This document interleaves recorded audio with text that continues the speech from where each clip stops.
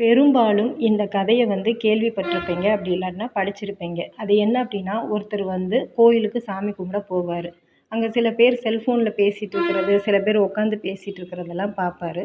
அவருக்கு சாமி கும்பிட்றதுக்கு அது தொல்லையாக இருக்கிறதா ஃபீல் பண்ணுவார். இது போல தானே பலருக்கு இது தொல்லையாக இருக்கும் அப்படின்னு நினச்சிட்டு இருப்பார். அப்போ அங்கே ஒரு சாமியார் இருப்பார். அவரை பார்த்து இவர் என்ன சொல்லுவார்னா, இந்த மாதிரி அமைதியாக இருக்க வேண்டிய கோயிலில் இப்படி விஷயங்கள்லாம் நடக்குது, சாமி கும்பிட்றது கூட அது டிஸ்டர்பன்ஸாக இருக்குது அப்படின்னு சொல்லுவார். இந்த சாமியார் ஒரு செம்பு நிறையா தண்ணி எடுத்து அவர் கையில் கொடுத்து, இந்த கோயிலை ஒரு முறை சுற்றி வாங்க, உங்கள் கையில் இருக்கிற செம்பில் இருக்க தண்ணி ஒரு துளி கூட கீழே சிந்தாத அளவுக்கு பார்த்துக்கோங்கன்னு சொல்லுவார். இவரும் அதே மாதிரி செஞ்சிருவார்.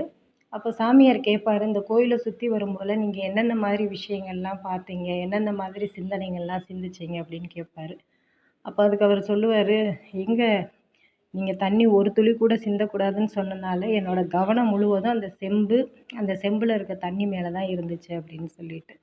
அப்போ அதுக்கு சாமியார் சொல்லுவார், நீங்கள் கோயிலுக்கு வந்தது எதுக்கு வந்தீங்க? கடவுளை வழிபட வந்தீங்க. அப்போ உங்களோட எண்ணம் முழுவதும் அந்த சிலை மேலேயும் உங்கள் வழிபாடு மேலேயும் தான் இருக்கணும். உங்கள் எண்ணமும் கவனமும் அதில் இருக்கிற பட்சத்தில் உங்களுக்கு சுற்றி நடக்கிறதுல கவனம் போகாது. நீங்கள் எதுக்காக வந்தீங்களோ அதை நீங்கள் சரியாக செயல்படுத்திட்டு போயிருக்கலாம் அப்படின்னு சொல்லுவார். இது ஒரு கதை.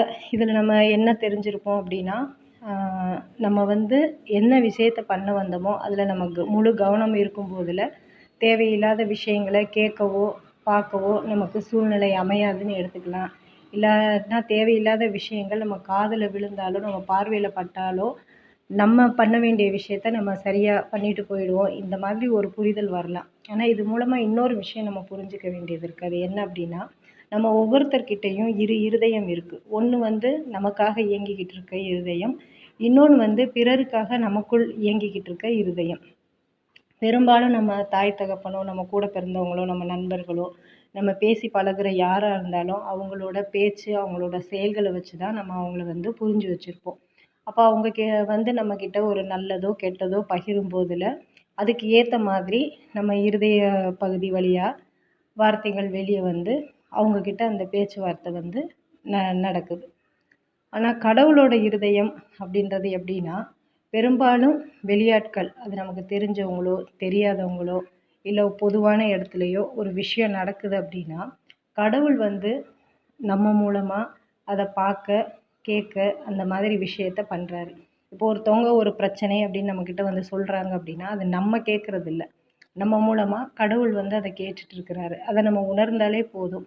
அவங்க பிரச்சனைக்கு என்ன தீர்வோ அது கடவுள் அழகாக பண்ணி கொடுத்துருவாரு. ஏன்னா அவங்க பிரச்சனைன்னு வரும்போதில் கேட்கக்கூடிய கடவுளுக்கு தெரியும், அவங்க உண்மையிலே பிரச்சனைன்னு வந்திருக்காங்களா, இல்லை வேறு சும்மா சொல்கிறாங்களா, இல்லை அந்த பிரச்சனை இருக்குன்னா அவங்க அந்த பிரச்சனை வர்றதுக்கு காரணம் என்ன, அதை சரி பண்ணுறதுக்கான வேலை என்ன, எல்லாமே இவர் அப்சர்வ் பண்ணி அவர் அதை எப்படி பண்ணி கொடுக்கணுமோ அதை பண்ணி கொடுத்துருவார். ஒரு பொதுவான இடம் அப்படின்னு எடுத்துக்கிட்டோன்னா, அதில் ஒரு சில விஷயம் நடக்குது அப்படின்னா, அதை நம்ம கவனித்து பார்த்துட்டு நம்ம போயிட்டாலே அங்கே அதை என்ன மாதிரி சரி பண்ணணுமோ அது கடவுள் சரி பண்ணிடுவார்.